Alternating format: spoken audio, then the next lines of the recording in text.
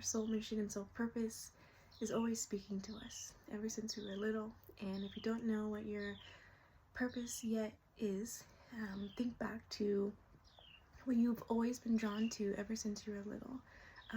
Who were you then? What was the calling of your heart even back then, before the world or your parents told you the best identity for you would be? Who are you?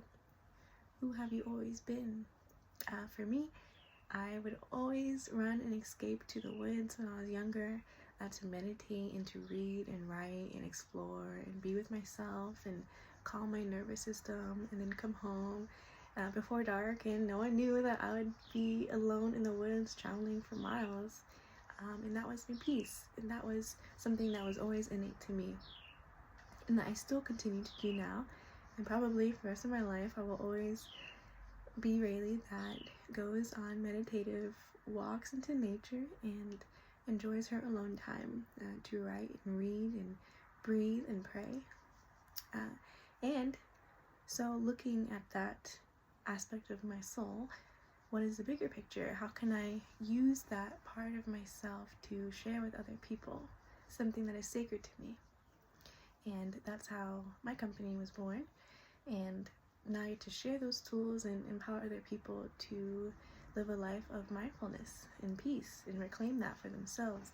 It doesn't have to be the way I do, but to learn and study the self, and to be present enough in their lives, no matter what that means to them. It could be through exercise, it could be through traveling, music, so many different ways to connect to the inner self, the higher self, to God. There's so many realms that we can dive into to explore ourselves, and that can be scary to some people. The depth of our shadows, the depth of the soul, and yeah, it can look scary, especially if we're afraid to hear what's inside or to connect with things that we try to avoid and to numb. And but it's so important, because when we illuminate all the shadows within, when we can go inside and see what's there and learn to love what's there in all of me and all of you, we can go back and share that love with other people.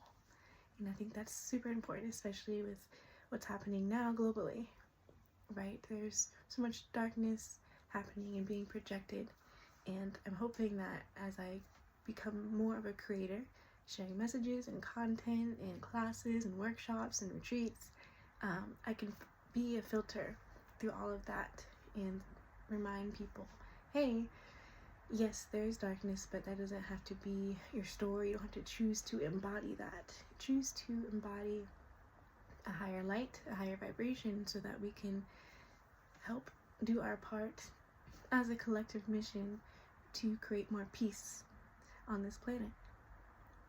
So yeah, it has been a beautiful unfolding journey for me to show up on camera and to other people and say, hey, this is who I am, this is my mission, and the authority, the self-authority that comes with that. Yeah, I don't know always how it's received by other people, but I know that it is my mission. I know it gives me joy. I know it gives me peace.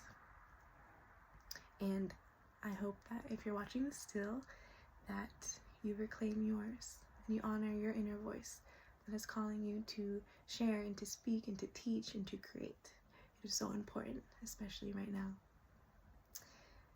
It is important that we share our creative, artistic expressions, our true voices, our true thoughts, our authentic selves, because it ultimately does shape the culture of society. And I'm connecting right now with other creators who are now acknowledging where they are in their journey and their path, and to know that, hey, this calling on my life, this book I've been writing for years, these songs I've been creating, they should be heard. Absolutely. They should be heard.